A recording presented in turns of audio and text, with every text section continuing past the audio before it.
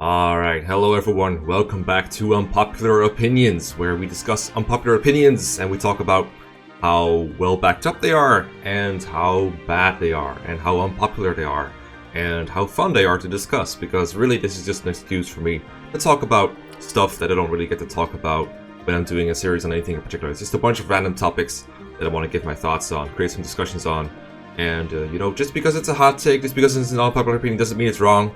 But oftentimes these are unpopular opinions that are unpopular because they're wrong. So it's fun to dissect them a little bit. I got these from Serenes Forest, which is a farm discussion forum that is attached to a really wonderful resource website, serenesforest.net. Really good website, but the forums kind of shied away from them in the last few years. Generally the farm subreddit and Discord is my main source of discussion. Serenes Forest users have found a little immature, not really my piece of my piece of cake. Not really my thing anymore. A lot of them are like a lot younger than me on average. That might be why that is. There's a big connection between maturity and age, I find. But, I might be proven wrong. I was actually surprised by how deep the discussion went in this thread. Like, I don't actually think all these opinions are bad or anything. I have not included usernames or anything, or timestamps. If you want to find these people, don't. Just leave them alone. They have opinions. And that's completely fine. That's why I don't include usernames in these. But yeah, let's just get into the first one. So, the Juke Joel series are the only FE games where silence and sleep stab have practical uses for the player. Also, I do not even think this is an unpopular opinion, but whatever. This is like, it's almost not even an opinion, because it's like so wrong. How do I put this? So, in Juke Joel and FE4 and FE5, I agree that sleep and silence stabs are at their most useful in the series, probably, especially FE5, where the player not only gets like a lot of them, but a lot of good users for them, and the maps kind of force you to. And of course, they're also like at their most potent themselves, because in that game they have infinite range. They can miss, but it's pretty unlikely once you actually get around to having them. Once a unit has like, I think it's 8 or more skill, they're guaranteed to hit with the staff. I don't think it's affected by 1RN, or like by FE5's 99 hit ceiling. And FE4 they're just guaranteed to hit, period, as long as you have more magic than they have resistance. So that's pretty easy to do. But are they the only games? Hell no. FE6, for example, the game that came right after, they're still very good there. You get plenty of them in FE6, and I found them pretty useful. For example, you get like two like sleep staves that have 3 uses each. Pretty early on, and I like to use them on, for example, the dangerous wyvern lords in that game, just dangerous enemies. If I hadn't got that one village destroyed in chapter 11 in my F6 Iron Man, I would have gotten an extra sleep staff that would have made a lot of strategies a lot safer. I've had my butt saved by the sleep staff a couple of times throughout that Iron Man. Really nice tool to have. Silence less useful, but still nice to like shut up a berserk druid in chapter 22. So yeah, I don't think the Juke Joel series are the only parts where they have uses. They're less useful in FE7 and FE8, the range is less, and I feel like the accuracy is a lot worse too, but I don't remember the formula offhand. But yeah, I don't think this is very true at all. Also, the silence staff in like FE3 book 2 and all its remakes, I think it has some uses. It like shuts off all magic on like all mages of the map for an entire turn. I haven't used it yet, but I know it's very potent, so I really don't think I would just dismiss it like that. But maybe this guy just hasn't played FE3, I don't know, we'll see. Anyway, that's my unpopular opinion on this person's opinion. Yay. Next one. Alright, next one I've got. I think I've stated it here before, but personally I don't mind that Emmeryn lives. It's not implausible to begin with, and I feel like that having her live but get amnesia that according to her ending never goes away, which is kind of a death when you think about it, rather than detract from her actions and her impact on Crown and company, it actually hammers down the point more. So, I used to be of the mind that all the paralogs like this, like where you get Emmeryn, where you get Wolhart, and there's probably like a couple more, like the Priam paralog. I know it's very controversial. When Awakening first came out, a lot of people really hated this whole thing where everyone dies and then everyone who died like lives, basically. It hammers home the point that Fire Emblem had become very casualized, where people just didn't die anymore when they got killed.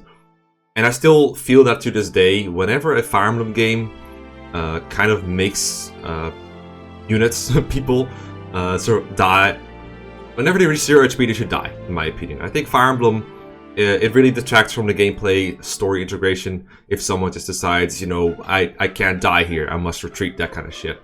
I've given Three Houses a lot of shit for it, And I'm aware that in some of my favorite games it actually occurs too. Fire Emblem 4, for example, it has Julius pull a couple people away before they die. Like Ishtar survives the first encounter you have with her, and the second one, of course. Julius himself survives once. What else is here? The Mage Sisters, for example, Bloom, that kind of stuff.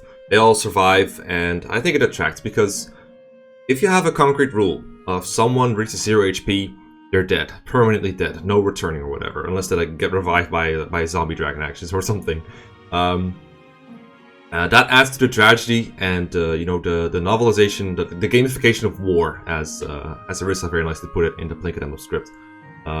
So once you start introducing a rule where, you know, not always do people die, I think everything that happens in chapters becomes less impactful. And I really felt this, especially with the Death Knight in Three Houses.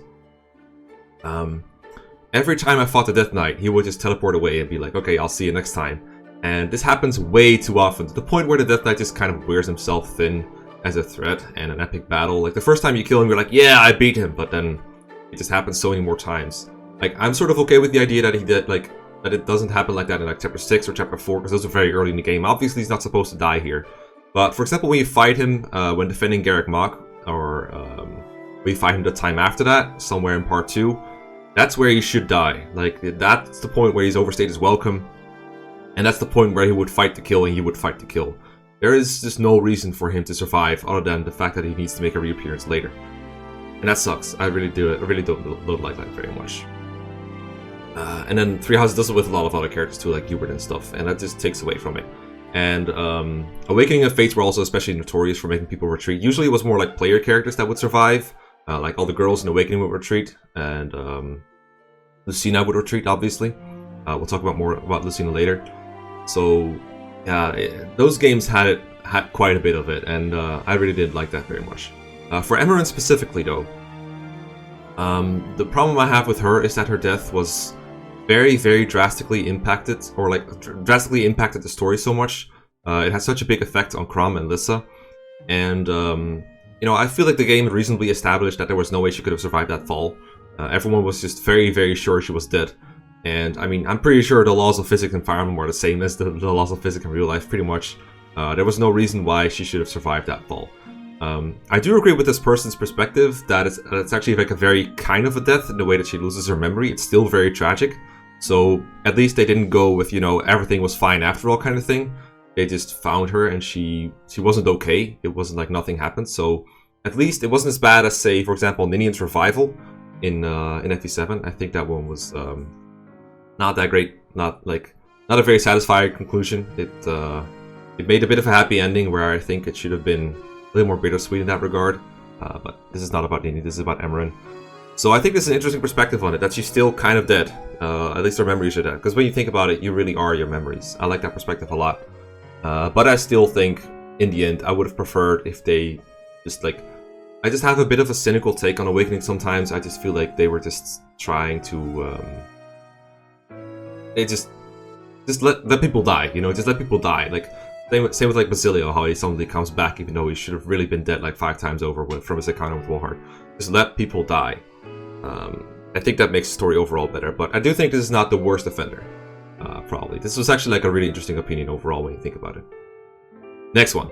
Not sure if this is unpopular, but Mist is basically useless as a unit in Radiant Dawn. And this is a double feature, but we'll tackle this one first. I sort of agree. I enjoy early part 3 in the Grill Mercenaries, where you only have like the Grill Mercenaries and no one else. It's just like Ike and Titania and like the whole squad. And you're just going through, it's kind of like guerrilla warfare, as Ranulf and Ike put it, in the like 3P and 3.1. And it becomes a little, like, it just becomes a shit show after like 3.2. You get like Har and Effany, and you get like Laguz later. And you just kind of storm the game and just kill everything with like snowballing units that just kill everything. Like, especially Har, it's so broken. I enjoy chapter design like 3P and 3.1 to an extent, where you have a limited army. And in that kind of army, Mist is actually very functional because people want to get healed. And, you know, it's a basic principle of a healer in Fire Emblem. The whole point is you have a healer heal someone so that they don't have to spend their turn using a vulnerary or a concoction. They can attack someone. That's pretty significant in the year of 3P and like 3.1 because you have so many limited... you got a lot of units, but they have limited things of what they can do. Like some of them will double, like Mia and Shinon and Ike to an extent, but they generally won't one round. Well, Ike will because it's ridiculous, but like Shinon and Mia won't. Soren can attack, but only like from range, because otherwise he gets creamed. His defenses are shit. Same goes for Riz, but he can also heal. That was an interesting pronunciation of Riz. I never used that one before. So everyone has got their purpose. Like Shinon cannot close counter, but he does have really good stats. Gatri very strong offense and defense, but he doesn't double, and he's very slow when it comes to moving around. So everyone's got their own little weaknesses and stuff. But then when like Har comes around and just crushes the whole half of the map by himself because he has no like significant weaknesses, I think the map design of that game goes wrong. And I think within like the first 2 chapters, Mist has a good purpose of like healing your units and making sure they can do other things than just healing themselves with a concoction. But once 3-2 rolls around, Mist becomes basically useless, like this person says, because he's very fragile, and units generally just spend their turn moving around, and they don't even need to attack in player phase because they're just so strong. They can just enemy phase instead. They can use a concoction to heal themselves if they got hurt, or they can use an elixir. There's an even stronger item around to heal, but I don't remember what it is. But I think concoction heals like 20. Actually, no, I remember now. Okay, so the way in Rain Dawn it works is like Vulnerary heals 20, Herb heals 10, and then concoction heals like 30 or 40, I believe. So units can sustain themselves for a longer time, whereas in most Fire Emblem games, you generally only have like Vulnerary and Elixir. Vulnerary heals 10, and Elixir heals everything. And Elixirs are rare, so generally just, if you're going to heal yourself, it's not going to be as effective as a healer. But concoctions are way better than what Mist does in general, because you just don't have to have a fragile healer attached to yourself. So yeah, Mist is actually pretty goddamn bad at Radiant Dawn. Not like terrible, she can help. Sometimes it's useful to have a healer. She does get a mount in part 4, which can be sort of useful. But it's definitely one of the worst healers in Fire Emblem overall. I definitely agree.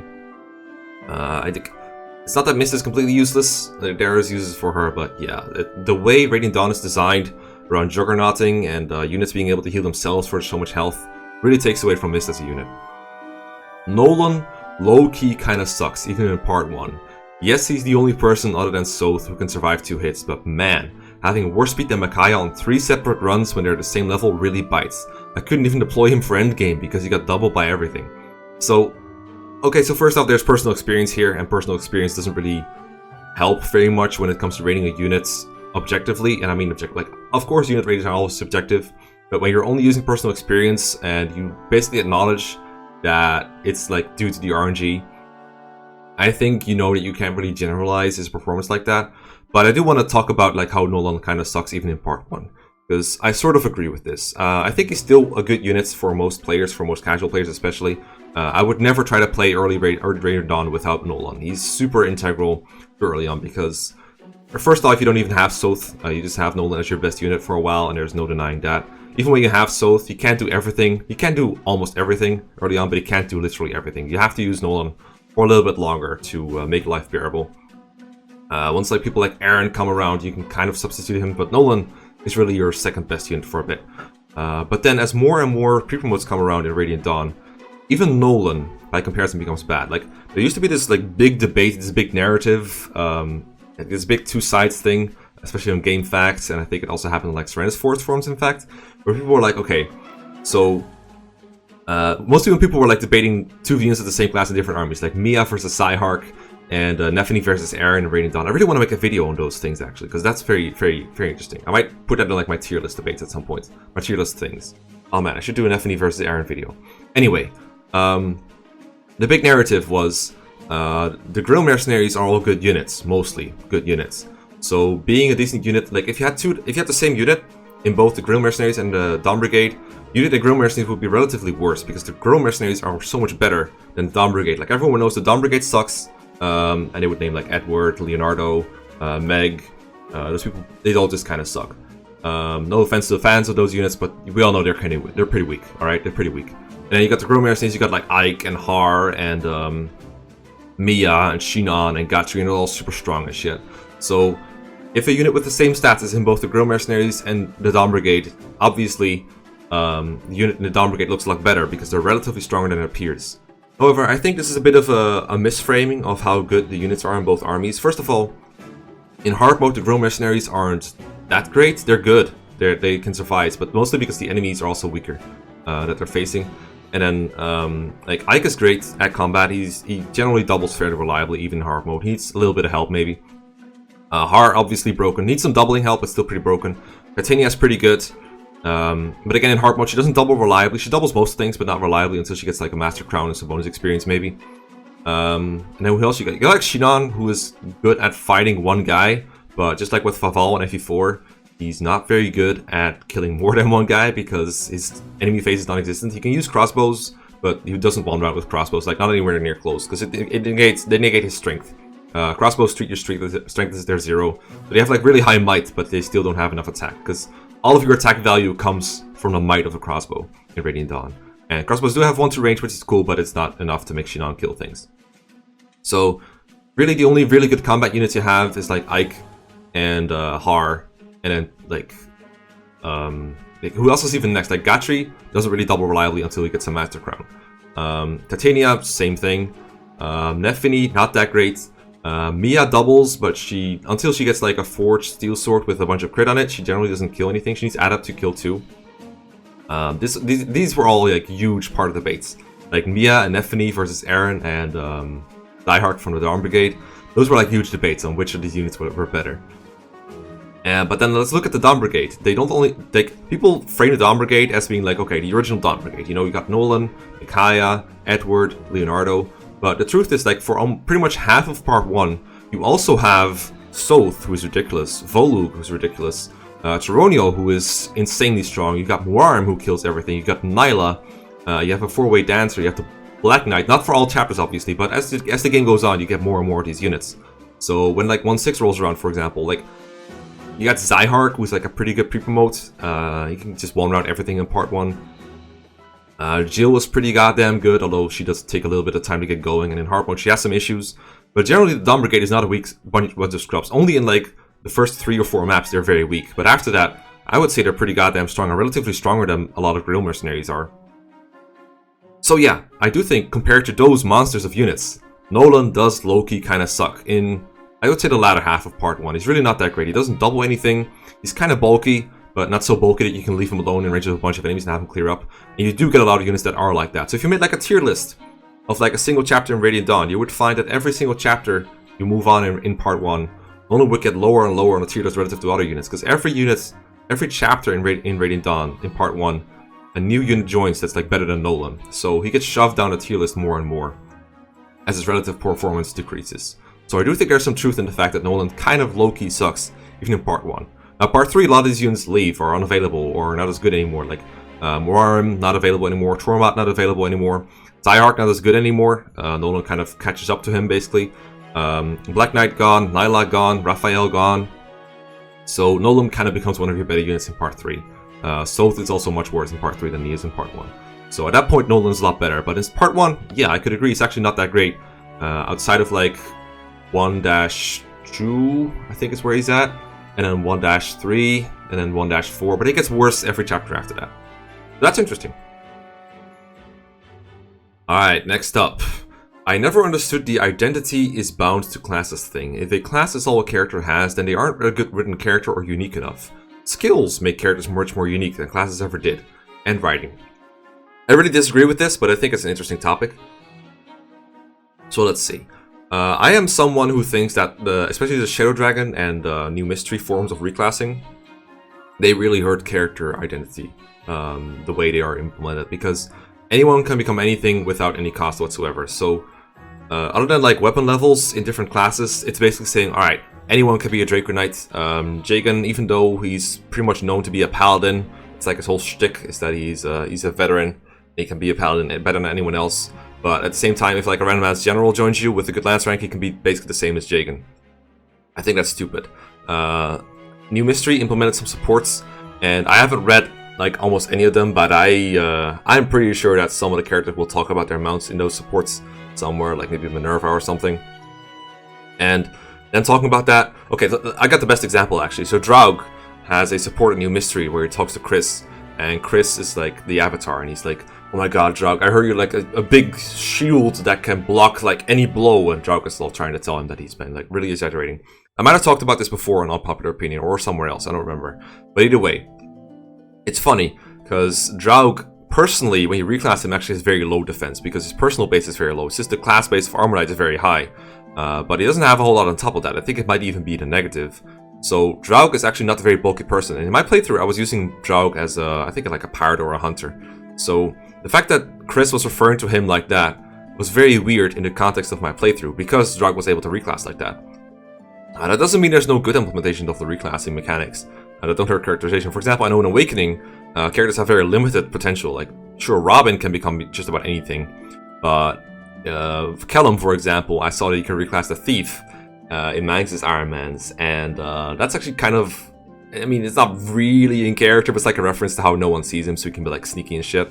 That's kind of funny. That's good use of reclassing with identity. But if class is all a character has, then they aren't good written character or unique enough. Okay, so just because it's not the only, if it doesn't have to be their only thing for it to be able to detract from their identity. Okay, you can have a character where class is a big part of their identity, but not everything. Like, sure, I can see that units like Board or Cord or Barst aren't all that interesting no matter what class you make them. That's fine. But that's not the argument here, or that's not my argument anyway. Identity is not bound to classes per se, but it can be a huge part of who a character is. Think of Raven from FE7, for example. A huge part of his character is that he's a mercenary that just he joins you as a cover, so he can come close and assassinate Hector. So mercenary, like the word itself, sellsword, is a huge part of who he is. So if you just reclassed him to a fucking mage or something, that'd be weird. Think of like Sarah. The fact that she is a cleric means she doesn't have to go in battle and do like anything herself. So that means that she can like hang back and let others do the work for her. That's very in character for Sarah and her class. If you suddenly turn her into a fighter, that would basically turn her into Hilda from Three Houses, who is similar in some ways, but no way like Hilda, like Sarah. Like the fun thing about Hilda is that she wants others to do all the work for him, but then it's very funny that she's actually one of the best people to put on the front line to kill people with. And then when she kills people, she goes like Hilda, Hilda, Hilda, and it's also funny. But you get the point, right? It can be a big part of a unit's identity if it's done well. And that is why reclassing can sometimes overwrite that and make it stupid. Like, again, go back to Awakening and like a part where they do it more poorly. Think of like the actual Cherche, I think is how you pronounce it, Cherche, whatever, Cherche. If you reclass her into something that isn't a Wyvern Rider, say a Griffin Rider, for example, like her supports has her fawning over her mount called Minerva, a reference to the original Minerva, of course. And then you just take it away, you just go, okay, you're a Griffin Rider now. I think Awkward Zombie made a comment about that, actually. It's kind of weird. And that is why reclassing doesn't really work. Skills, they don't really work the same, because you're not confronted with skills as often. They don't really pop up that much. I couldn't even tell you more than like 5 Fates personal skills. And to be fair, I haven't played a whole lot of Fates, but still.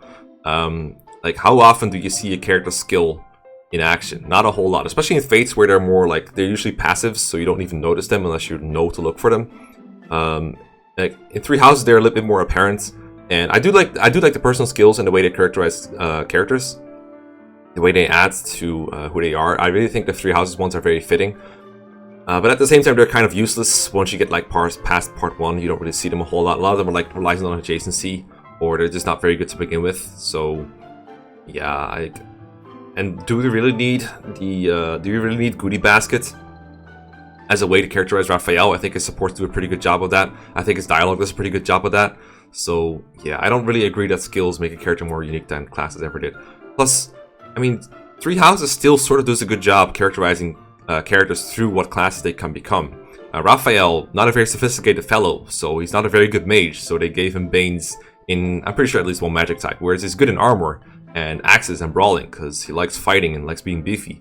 So you can do a good job with reclassing as class identity without, completely throwing away the whole reclassing thing, basically is what I'm saying. Alright, next one. FE Fates Revelations is the single greatest Fire Emblem sandbox to have ever been bestowed upon us, or unto us. Now there is an interesting one, and I can tell you that much. This one is very unpopular. This is a good unpopular opinion. Unfortunately, he didn't back it up at all. Like, this is not the whole post. Well, it is the whole post, actually. This is the whole post. That's the problem. That's the problem. This is the whole post. It's not backed up at all. But I have read another post somewhere that actually sort of makes me agree with it. Okay, so. I've read somewhere, and I think there might be some truth to it, You could play Revelations the way I do, which is, you know, classic mode, hard mode, or lunatic, whatever you want, reset whenever you die. If you do that, you're probably not going to have a whole lot of fun, and I can tell you, I'm not having a whole lot of fun with that. I'm having ironic fun, in a way. Like, I have fun bashing it, but it's not a very fun gaming experience. It's a big pain in the ass to play the game the way you play most Fire Emblems. But you could just play Revelations on Phoenix mode, and play any difficulty you want, because it's Phoenix mode. And then you just get to enjoy all the aspects that Revelations is sort of decent at. You know, the fact that you can ship everyone with everyone, for example. People who like shipping like that a lot. You can make anyone any class, because training units is a complete breeze when they can't die. They just respawn right away. Even Korn respawns when they die, I'm pretty sure. So you can make anyone any class you want, and you can just have fun with the game. That doesn't make the map design any more interesting of Revelation, and it doesn't make the story any better. But if you like messing around with Fire Emblem characters without, you know, pressure to train them, or, you know, needing them to be good for any reason, or needing them to not die, you can have a lot of fun with like a lot of gimmicky builds, and that can be a good way to use Revelation. This is where Revelation, I hate to say it, but shines, because you have almost every character at your fingertips. There's a couple of characters you don't get in Revelation, or that die or stuff, but generally you get the biggest cast in like almost any Fire Emblem game. So in that way, you can use it as the best Fire Emblem sandbox. But I think you do have to play on Classic, or on Casual, or Phoenix mode or something to really enjoy it to the fullest, because on Classic, it's still going to be a pain whenever one of your units dies, and they can die in Revelation. It's not the easiest game. It's a pretty easy game, but sometimes it just messes you up. It has like a big difficulty spike every now and then. Also, Fate's conquest maps, according to this person, are not gimmicky. Now, we need to talk about gimmicks, because it was pretty much all I heard about Revelation ever. Even to this day, it's pretty much all I heard. But to this day, I still cannot formulate exactly what is wrong with a map gimmick. I just cannot formulate it for myself. I'm gonna try, just for you guys. But, so, as far as I'm concerned, a gimmick is often said to be some kind of terrain, some kind of map change, some kind of thing you can interact with one of your units. Usually it's a dragon vein in Revelation, or it can be like a snow shoveling thing or whatever. It's something on a map that you interact with, and it changes the way the map kind of plays out. And a big criticism of these gimmicks is that they only appear for one chapter, and then they're gone the next, which is something that Pokemon gets criticized a lot for with its generational gimmicks. One generation has like the Megas, one generation has the Z moves, one generation has Dynamaxing, Gigantamaxing, and they just keep changing the mechanics. It's nice for a game to have some consistency with these, instead of ditching them all the way, like ditching them after one chapter or after one generation, because that way it can, you know, having consistency is just good, basically. It's just nice. It's good to have some variety too, but if you change up very important parts of the way a game works every time, it feels less connected, and it feels like less like a unity. So that's a criticism I can understand. The thing with Conquest maps, or with Revelations map rather, I mean, Conquest has it too, to an extent, actually. Like, I know people like Conquest gameplay. I like a lot of Conquest gameplay, but it does have its issues. So the problem with the gimmicks in general in Conquest and in Revelations, I feel like, is they don't make the maps more interesting. Rather, they just make the maps either longer, or they just add superfluous actions, or they're in fact like RNG based. I know there's some late game Revelations map gimmicks that are very annoying like that. And Conquest has a couple of things that I don't really enjoy either. Like the wind chapter, for example, is kind of annoying to play around with, getting blown all over the place. You can sort of avoid it, but usually, if you want to avoid getting screwed over by a gimmick like that, it just ends up in very slow play, turtling around the map, avoiding the streams, or only breaking certain pots that can give you buffs, or walking all the way around them. And since Conquest maps usually don't have turn-based reinforcements, but they're like area-based, you usually don't get punished for turtling like this. Like, I've watched Mags' Iron Man of Lunatic so far, and from what I can tell, Conquest is at its most interesting where you're trying to get through it quickly and you get rewarded for it. Like, the game rewards you for going more quickly. Those are the best maps, I feel like. Maps where there's a lot of pressure on you, and instead of bundling up into a corner like I often do in Iron Man's, I know, or like going through it slowly, taking on one enemy at a time, doing a lot of bait and switch, Conquest sometimes rewards you for being proactive, taking out enemies before they get to you. Like the fact, for example, that ninjas will only debuff you if you take them out in one hit is a very good example of an incentive to play quickly, rather than trying to turtle it out. But then it also fucks up in that way For example, by the fact that debuffs, they affect you for like a couple turns, but they fade away by one every turn. So the way that's annoying is that if you're not punished for waiting around for 6 turns, then the debuff basically might as well not have happened, other than when facing that certain one group that has ninjas in it. Like the Stairway chapter, you get debuffed by ninjas, sure, but then you just wait 6 turns and it's done with. So you really need to have an incentive to keep going. And that's what Revelation and Conquest maps often miss, is that incentive to keep going fast and to just play quickly. When they miss that, they actually turn out to be very annoying and indeed gimmicky maps. I feel like that's a big problem, but generally the problem isn't really the gimmicks themselves, a gimmick like the stairs itself, or moving platforms, or, you know, dragon veins in general.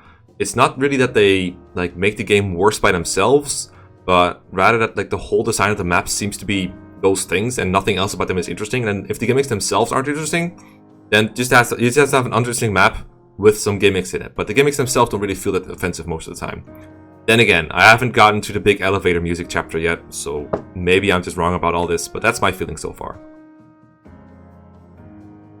Alright, for the next one, we have a double feature. We'll do the short one first, the bottom one, which basically says, "Oh, I also love Faye. She's adorable." Sure, like whoever you like. It's a pretty controversial opinion, at least. I'm not sure how unpopular it is. I think maybe it's kind of like Faye's like, when Echoes first came out, Faye was basically what Edelgard is in Three Houses now, or when the game just released, or Dimitri if you wanted another character.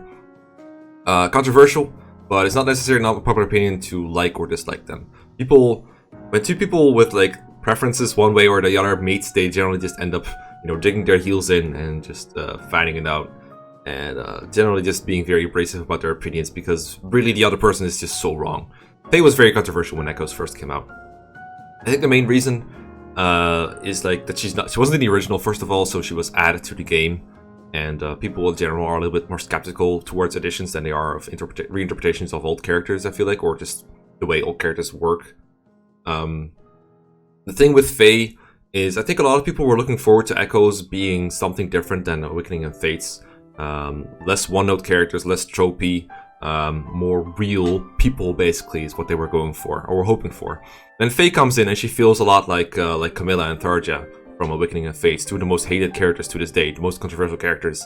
So I think that kind of stung with a lot of people, and as a result, she's very controversial. Faye, I think, is a little more tasteful. She doesn't end up with Alm for one. She just pines for him a lot, but it's pretty clear the game still lets him.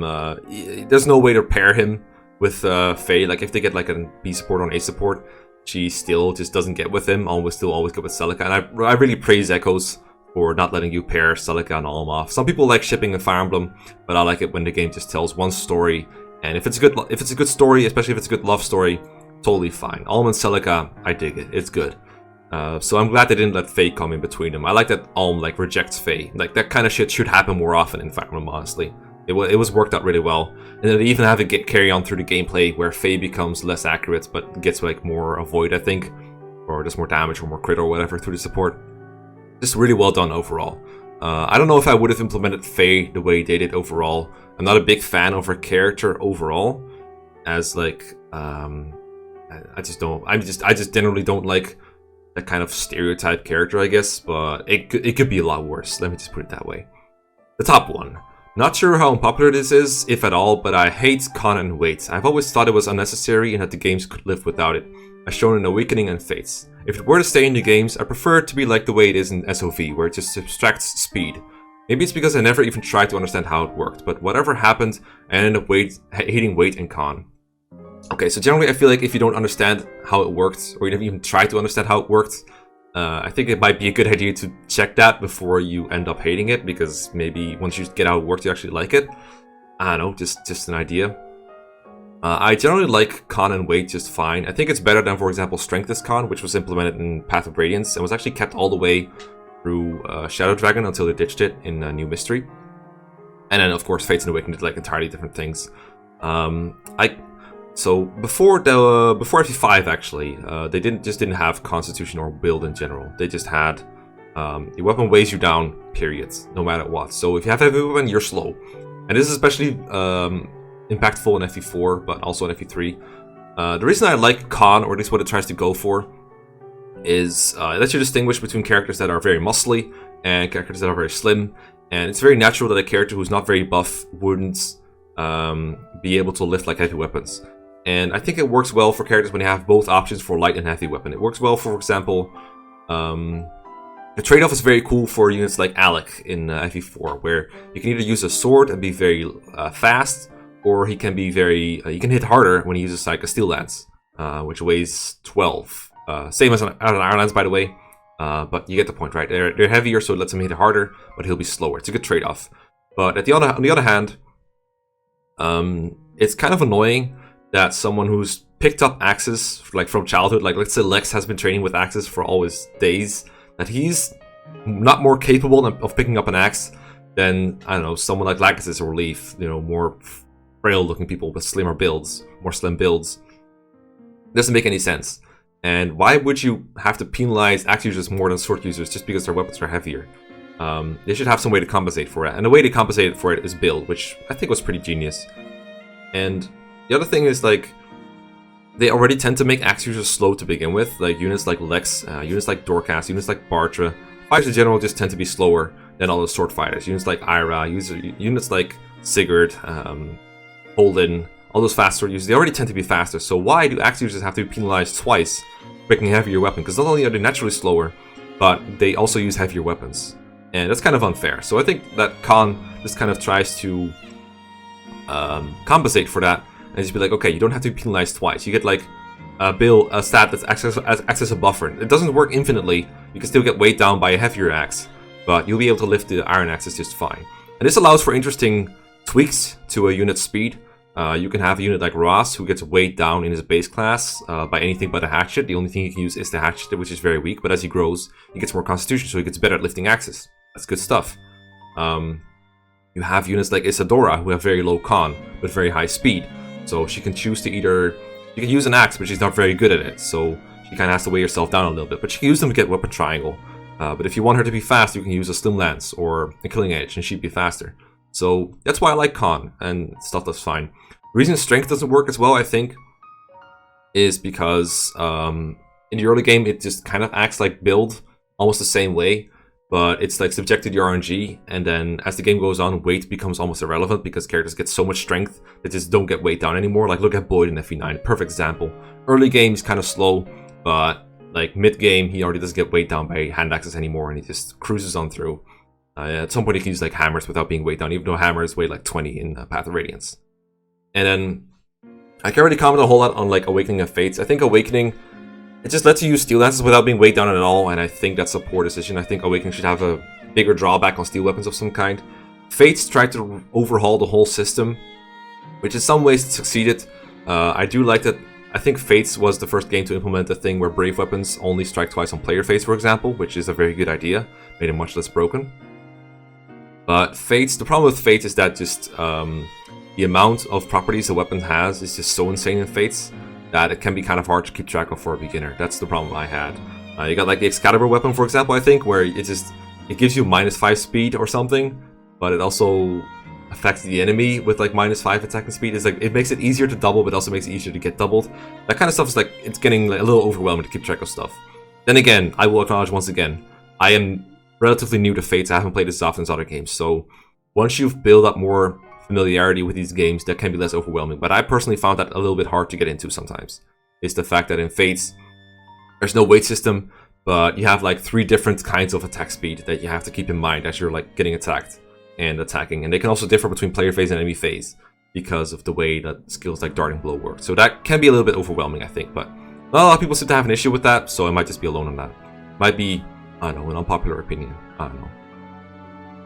Alright, it's time to praise Kaga, because the next one is Kaga leaving was the best thing for the franchise. Okay, so I've seen this around sometimes, and I know I am a big Kaga fan. I like my favorite game is Trace 776. I also really like Genealogy. I really respect what Kaga did for Fire Emblem. He is the game's spiritual father. But that doesn't mean I'm not willing to criticize him or what he did. But some people seem to be under the impression that I just love him unconditionally or something, like put him on a pedestal or something. I mean, I think his games are the best, but it doesn't mean I think he's flawless or anything. I'm fine with criticizing him. Here's the thing though, if you as a fan say Kaga leaving was the best thing for the franchise, It makes you think that either you know a lot more about what happened between Kaga and intelligent systems, or you're just trying to be an edgy dick.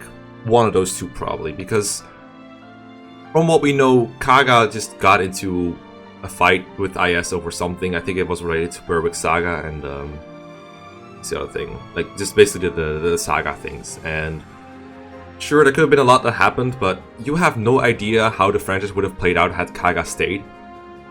So saying things like this, it just comes across to me as very disrespectful. It's like saying, okay, it comes across as someone who's like, didn't really like Tracer very much, but likes the game after that, so he just goes, okay, Kaga leaving, probably for the best for everyone. I really doubt this person knows the whole story yet, because almost no one knows the whole story. Nobody's leaking anything. Kaga isn't talking about it, Intelligent Systems isn't talking about it. So, yeah, I just don't like that. Let's talk about, like, what Kaga does very well. Kaga is very good at telling a story through the gameplay. A lot of characterization and the story beats are told through the gameplay rather than just being told by two talking heads talking about how bad something is, which I really like. Kaga is very good at experimenting and finding fun things in the franchise, but I've heard Mank say that like he likes to throw stuff at a wall and see what sticks. Some mechanics don't really work very well. I'm not a big fan of movement stars, for example, in Tracer 776. I really don't like them very much. As a mechanic, they're kind of dumb. Capturing and fatigue, though, in FE5, I really like. I think those are great. They just don't work very well. People who want to get every single item ever, or people who just would like to use their team for like the whole game long. But I think it does a good job of breaking people's bad RPG habits, like hoarding, relying on the same people over and over, not being willing to mix people up depending on what's best for the map. And it's not like you don't get ways to play around these things either. So I think they're part of a good experience overall. It's just not the same experience you have for all the other games, which is why Thracia is probably one of the least played games in the franchise. But I still think everyone should try it out, because almost everyone I see that gets into Fire Emblem 5 from wherever they started, almost everyone I see just has a lot of fun. Might be not cognitive dissonance, the other psychological thing that makes you confirmation bias. There we go. Might be confirmation bias, but if you look at, for example, a Twitter artist, or like an artist that I've been retweeting a lot, is Race Car Art. She's really into FE5 right now. She makes like a ton of really good comics.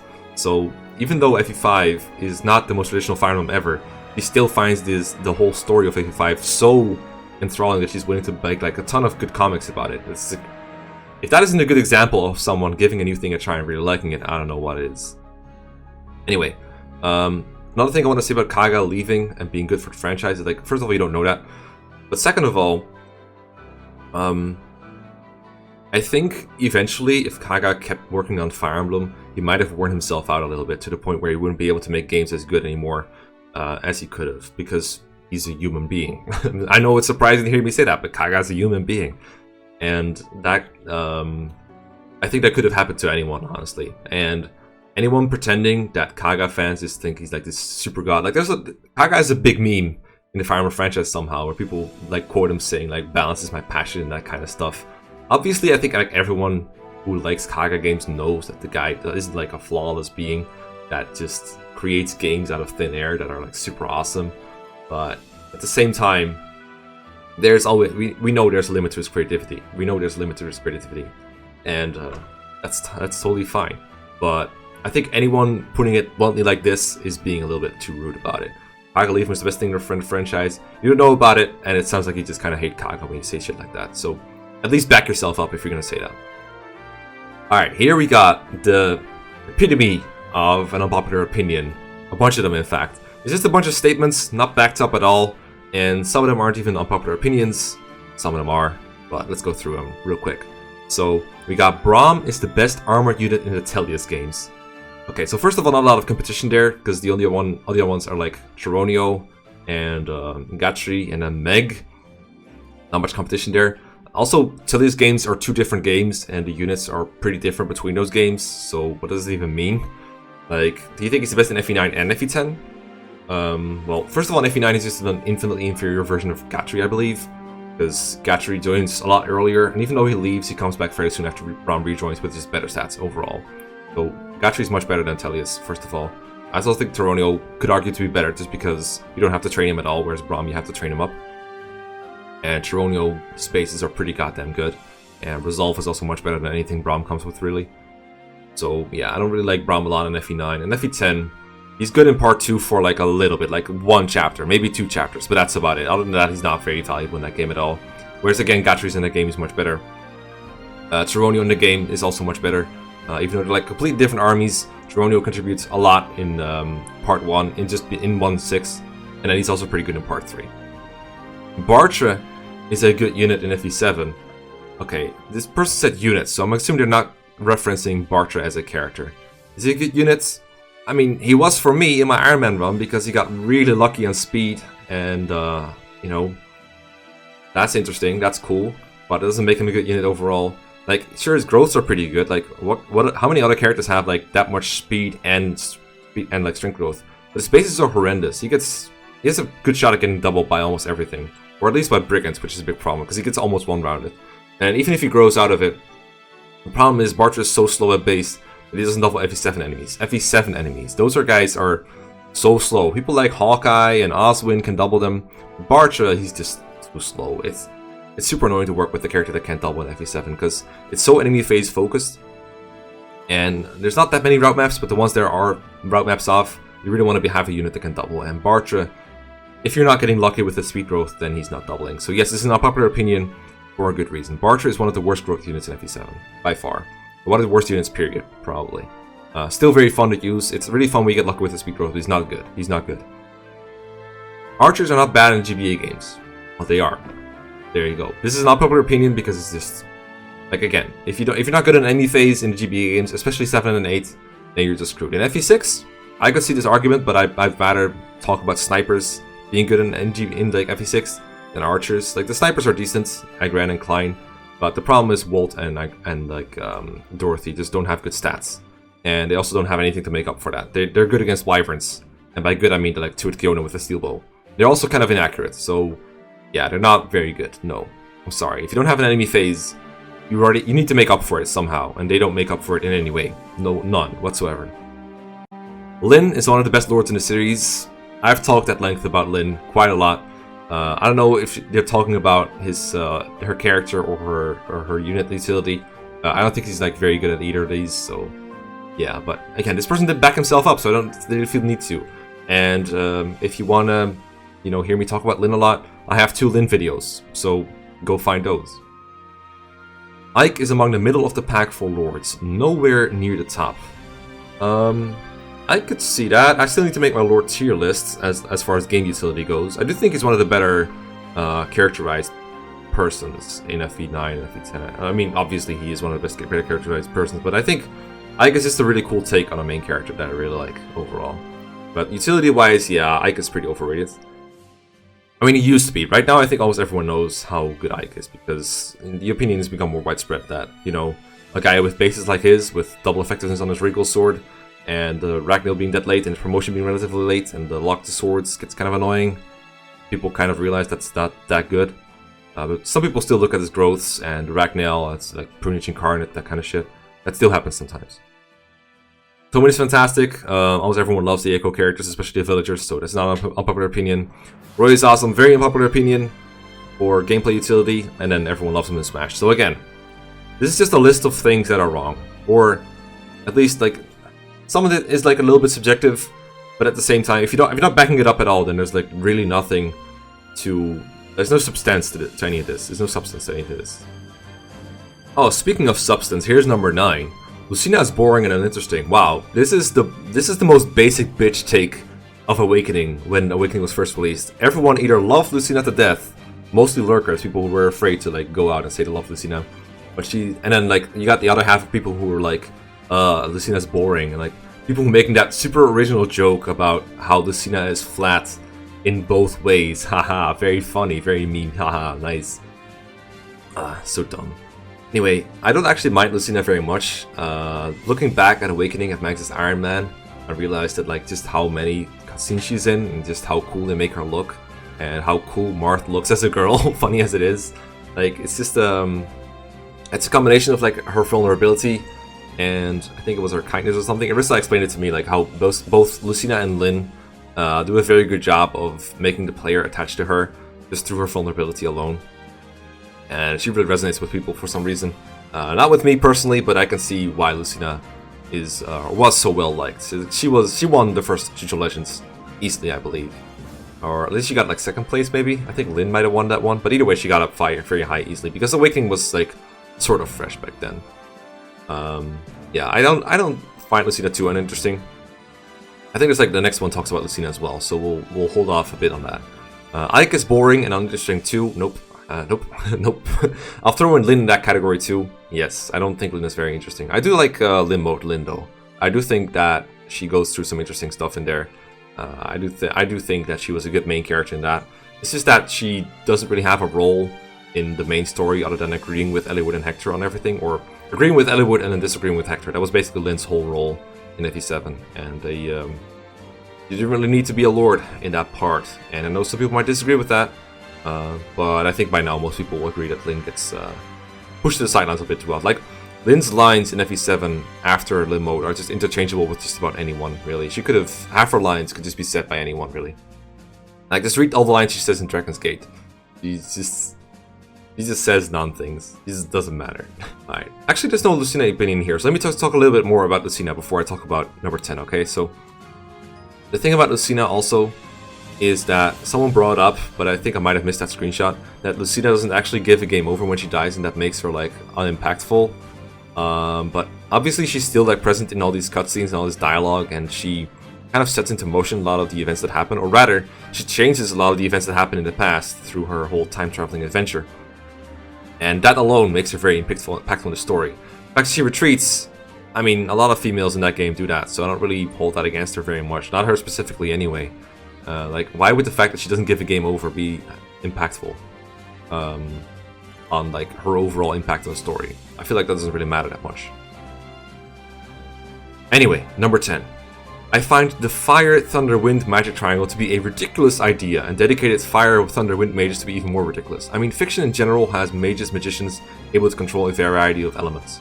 Okay, but Fire Emblem is not fiction in general. Fire Emblem is a spin on a lot of that fiction, and in this universe, apparently there are dedicated Fire, Wind, Thunder mages, and I don't find it too ridiculous that some mages have a better affinity for one of these three and decide to focus on them. Even within the universe, even within the class system, there's mages that can use every type of magic, and they're not especially good at any of these, which is why they have in FE4, for example, you got these generalist mages like Azel's class. You can use all kinds of magic, but he is his Feldhorn blood, so he's better at using fire magic. So he's got a B rank in that, or he's got like a A rank in that, I want to say. It doesn't matter. Unpromoted. Either way, it's higher for fire than it does for the other ones. You can use the other ones, but he's not as good at them. And then you have someone like Tilchu, for example. She's also she's a Thunder Mage, so she can use Thoron because she's very focused on Thunder Mage, or like Thunder Magic. So she can't use anything else until she promotes. So they can use all elements eventually, but they need like promotion, for example, or they need Holy Blood. So I don't know. I don't have a problem with that. I don't know why that's so ridiculous that elemental magic works like that in Fire Emblem.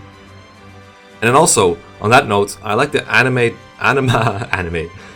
Dark Light Magic Triangle quite a lot and hope it returns. I mean, at least that Magic Triangle represents the category specializations of magic in a fiction much better than restricting it to Fire, Thunder, Wind, and Magic. Or Fire, Thunder, Wind, yeah. So why would Fire Emblem need to represent the ways that other fiction has done magic? Why can't it do its own thing? I don't get it. Like, why would it need to be... Like, I like original takes on things, so why would it have to be the same? I don't really see why it has to be that way. And also on a note of the weapon triangle of like magic, generally I find it just doesn't really matter very much. In FE4 it can be pretty impactful because it's like 20% hit and avoid in that game. But usually in like GBA Fire Emblem, it's like at the points in the game where 1 point can make a difference, like the early game, then it's pretty impactful. You don't really want to fight shamans with Urk, for example, very much. You want to use Lucius if you can in like Limb mode. You get taught that very early, but for the most part I don't find it too impactful. And you can ignore the weapon triangle for the most part unless you're like relying on avoiding stuff, or you're really taking a lot of hits and you want to minimize every point of damage because you might die in an Iron Man run. That kind of stuff, then it matters. But most of the time I find this triangle kind of interesting. I do like dark magic though. I think I'm It's not an unpopular opinion that dark magic is fun in Fire Emblem, and I like it being around and having interesting effects. So I kind of like that being around. But you know, you can't just have both. You can have the FE4 triangle. The way that works there is just fine. Kind of imbalanced towards like light and dark, sure. Maybe some like redoing of it, some reshuffling. But I like different magic types being around, and not just like just have a group of tomes and that's a weapon type. I don't like that very much. So I really hope that Magic Triangle has different categories returns. But I don't really need the triangle in there. Like, I don't think that weapon triangle in general is very interesting in Fire Emblem. Alright, so that was 10 unpopular opinions, or 10 posts with unpopular opinions. Hope you liked them all. Let me just close this one.